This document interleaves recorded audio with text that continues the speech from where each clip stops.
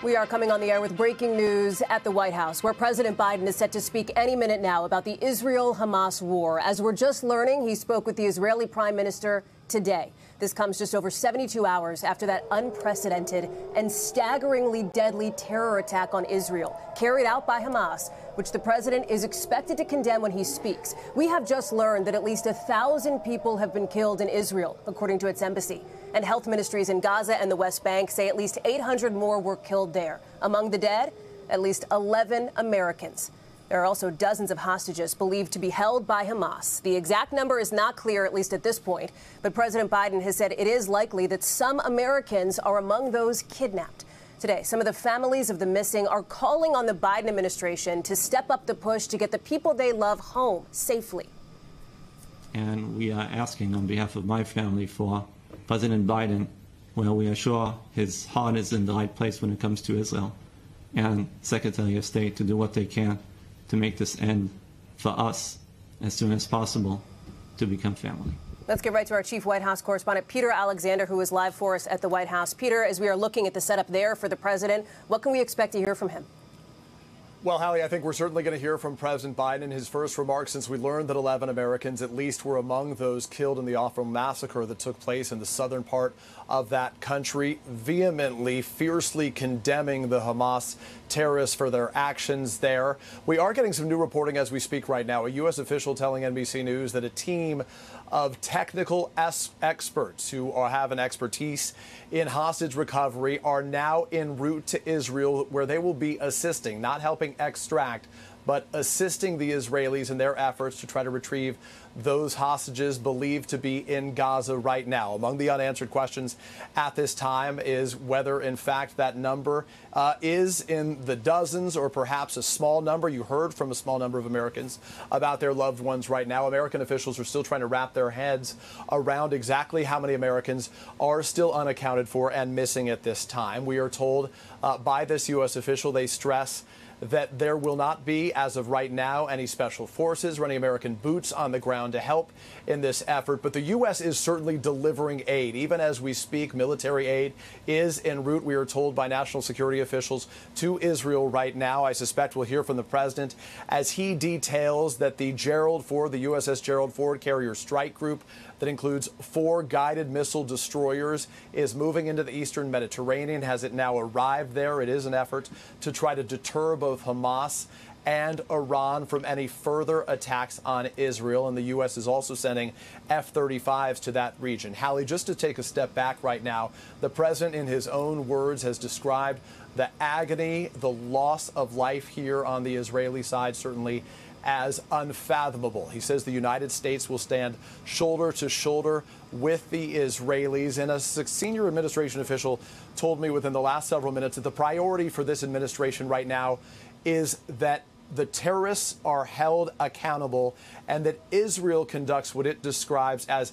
necessary and proportionate actions to try to help Israel defend itself. As you saw, one of the president's aides just arriving there to put his remarks on the podium. I do think we will hear from him shortly after a day, October 7th, that will go down, according to the Holocaust Memorial Museum here in Washington, D.C., as the deadliest day for Jews since the Holocaust. Yeah. Hallie? Peter, as we are just seconds away now from hearing from President Biden, I just want to underscore something that you talked about here, because it's an important point with so much focus now on this hostage crisis that is unfolding in Israel, in Gaza. No plans at this moment, correct, to send in American special forces to try to extract those people? Yeah, to be very clear, we are told, and they stress this U.S. official does, that there are currently no plans to send special forces or American boots on the ground to help in that effort to extract any American hostages. To be clear right now, there is no confirmation yet. We'll wait to hear from the president whether we, in fact, know whether the U.S. has confirmed that Americans are among those held hostage. But right now, the president is really walking this delicate rope right now, where he is not drawing any red lines about the U.S.'s willingness, how far they're willing to let Israel go at this time, but is also trying to remain at some arm's length, letting Israel reinforce its own efforts, but providing all the aid that Israel needs. And of course, Israel, one of our closest allies. We know that the president has spoken repeatedly with Prime Minister Benjamin Netanyahu, including Peter, in just the last few minutes. Yeah, that's right. This was the third conversation that President Biden has had with Benjamin Netanyahu. And here is the President of the United States. We'll take a pause. Good President afternoon. Biden will listen in. You know, there are moments in this life, and I mean this literally, when the pure, unadulterated evil is unleashed on this world. The people of Israel lived through one such moment this weekend.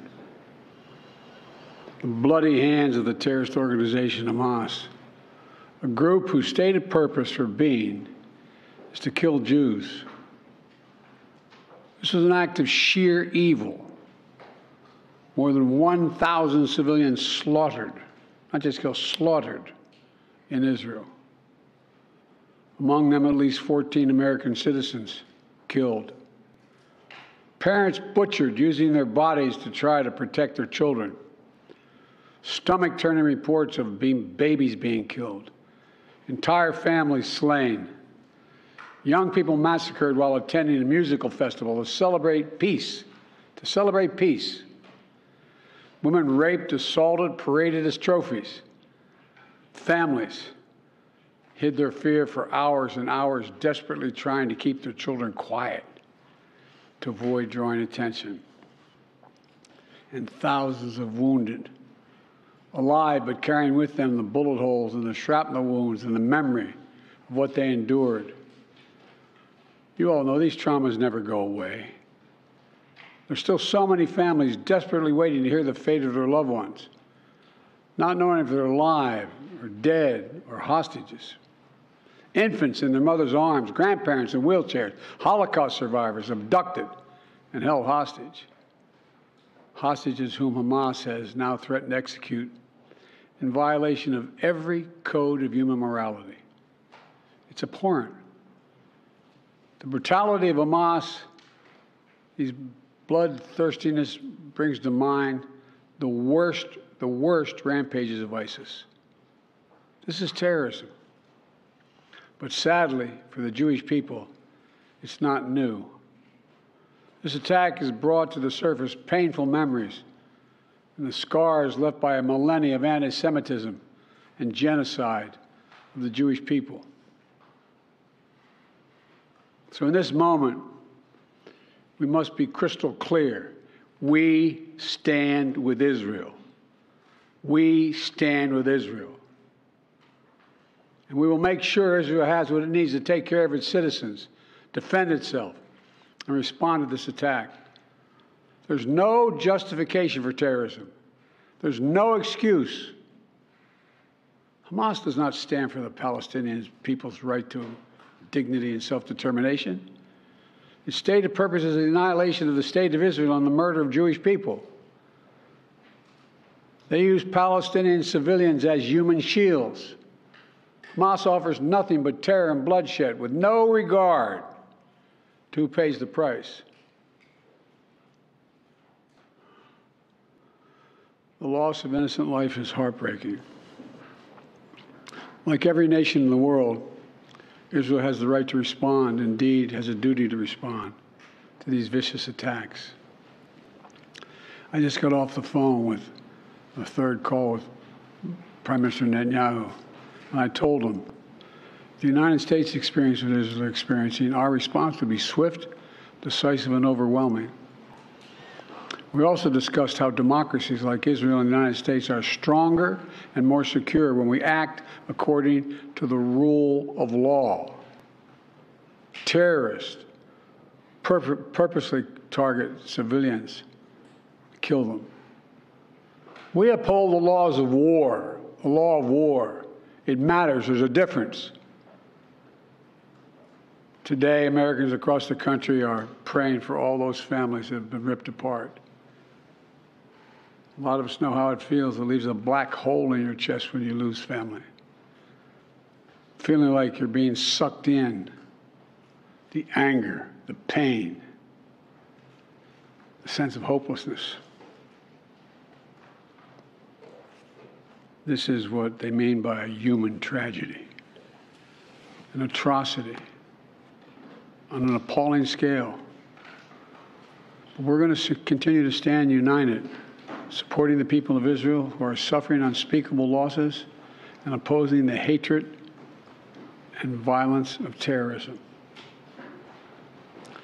My team has been in near constant communication with our Israeli partners and partners all across the region and the world from the moment this crisis began.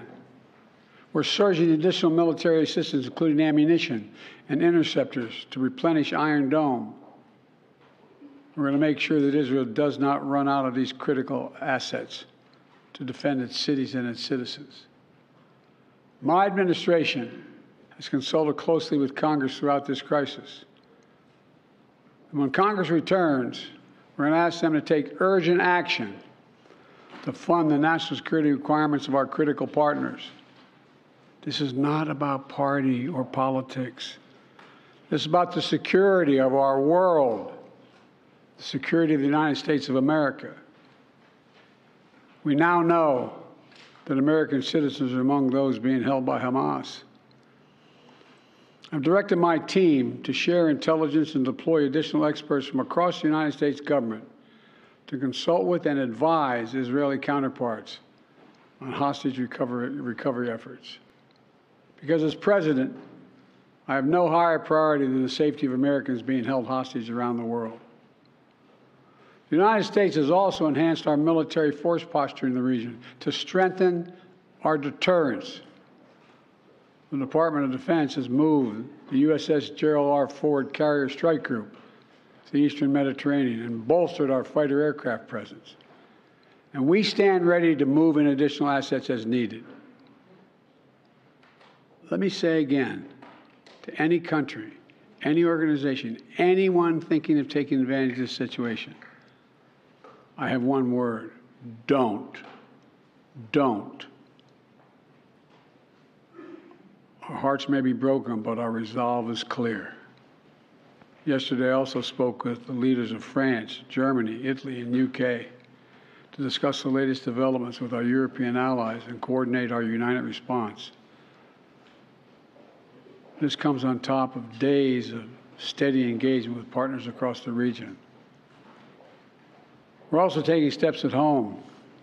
In cities across the United States of America, police departments have stepped up. Security around centers of Jewish life. And the Department of Homeland Security and the Federal Bureau of Investigation are working closely with state and local law enforcement and Jewish community partners to identify and disrupt any domestic threat that could emerge in connection with these horrific attacks.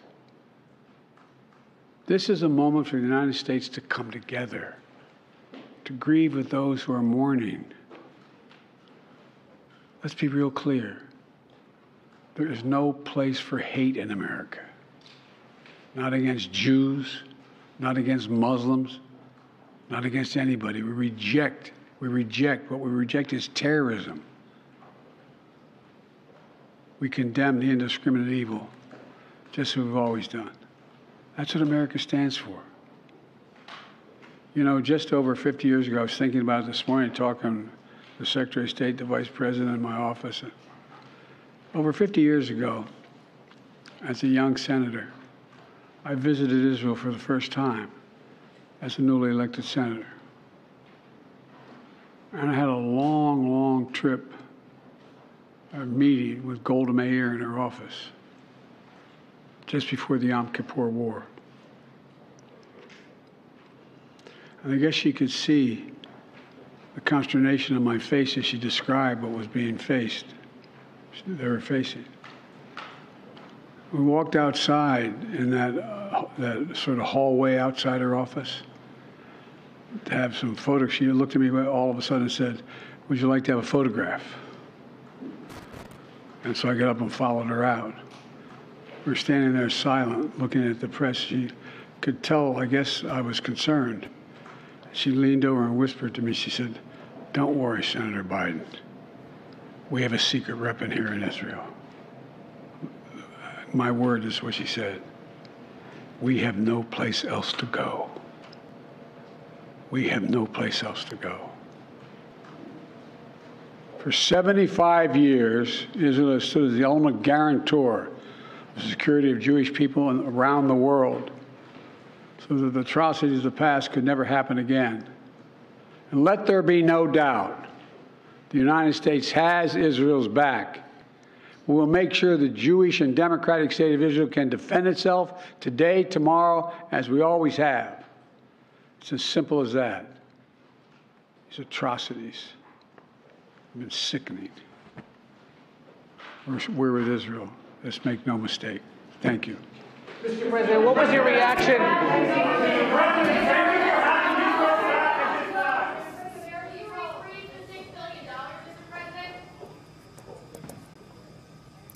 You have been listening to President Biden, flanked there by the Vice President and the Secretary of State, with some significant news in that forceful and emotional speech, sharing that now 14 Americans have been killed in what he described as an attack of sheer evil, terrorism, and confirming now for the first time officially that Americans are among those being held by Hamas. I want to bring in our chief foreign correspondent, Richard Engel, who is live for us in southern Israel, not far from Gaza. And Richard, you heard the president there making crystal clear that the U.S. stands with Israel. We did, and also as he was speaking I was hearing Israeli jets flying overhead, heading toward Gaza. Israel at this moment is carrying out retaliatory strikes across the Gaza Strip. It is attacking Hamas infrastructure. It is attacking the homes of Hamas leaders. It is attacking tunnels, Hamas infrastructure. It has been intensifying the Israeli military campaign since Saturday, and over the last 24 to 48 hours, it has been intensifying significantly. The big question, however, is will Israeli troops cross the border? Will they enter into the Gaza Strip and conduct some sort of ground operation? If they do, they could put the lives of the hostages, including those Americans, at risk. So what we're seeing now is mostly a softening campaign. Israel is destroying Hamas. It is trying to cut off the region. It has cut off all supplies of electricity, food, water going into Gaza. So it is imposed a siege on the area as it bombs it from the air, and its troops are building up around the Gaza Strip for a potential invasion. But Hamas is also still on the attack. Hamas is continuing to fire rockets into Israel. We saw some of that ourselves today in the city of Ashkelon. But most of the Hamas rockets are being shot down by the Israeli defense system, the Iron Dome. And what you heard from President Biden say is that the U.S. will make sure that more Iron Dome ammunition is provided to Israel, because I can tell you they are going through a lot of these Iron Dome anti-missile defense systems in order to shoot down the Hamas rockets. Richard, you laid out one of the crucial questions here, which is how close might the Israeli military be to a full-on ground attack on Gaza? Do we have any sense at this point, based on the reporting you're doing, based on what you're seeing as you are on the ground there, as to how close that may be? I don't think it's imminent. I was along the border for several hours today with Israeli troops. There is a buildup. There are tanks and armored personnel carriers going into the region. There could be a surprise development, but I did not see any kind of buildup that would indicate an imminent attack or an imminent push. I think we would see a much greater degree of mobilization. So right now there are negotiations underway, but with Egypt and Qatar leading the way to try and free some of the hostages. But just in the last few minutes, right before this announcement by President Biden, I spoke directly with one of the top negotiators, and he told me that so far the negotiations are not leading to any breakthroughs. Richard Engel, our chief foreign correspondent, thank you so much. Our Lester Holt is also on the ground in Israel, talking today with one American whose mother is among those believed to be held hostage, who described the harrowing phone call with his family as his mother was being abducted. Listen.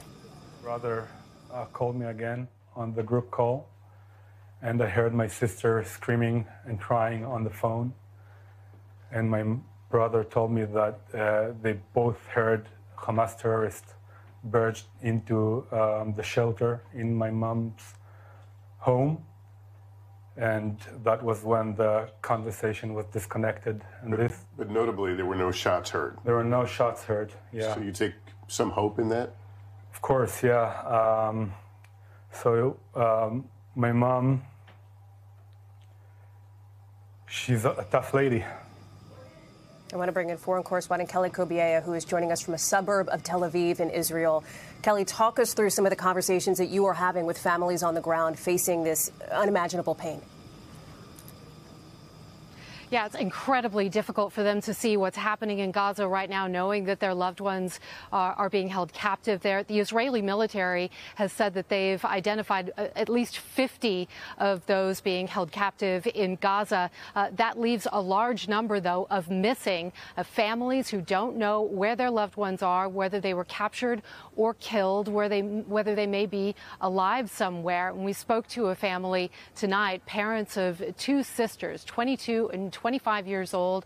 They were born in L.A. They've lived here for the past 14 years. Their friends say they loved to dance. They were at that music festival when all of this started on Saturday morning, and their parents haven't heard from them since. They've handed over DNA, and they're waiting essentially for a phone call. Now, some parents have said today that they really want the Biden administration to do more. They want the Biden administration to promise that they will go in and that they will help to rescue their loved ones. This family didn't tell me that. They said they are desperate to see their daughters again.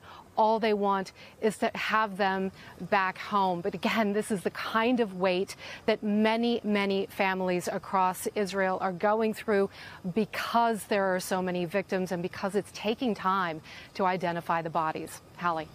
Kelly Cobiella, thank you so much. I want to bring in our Pentagon correspondent now, Courtney Kuby, who is following all of this. Court, how soon will the help that President Biden is promising to Israelis actually get there? Some of it is arriving right as we speak, and we know that our reporting indicates from a White House official or an official that even though there is technical expertise partnering with the Israelis on this hostage crisis, no boots on the ground at this point.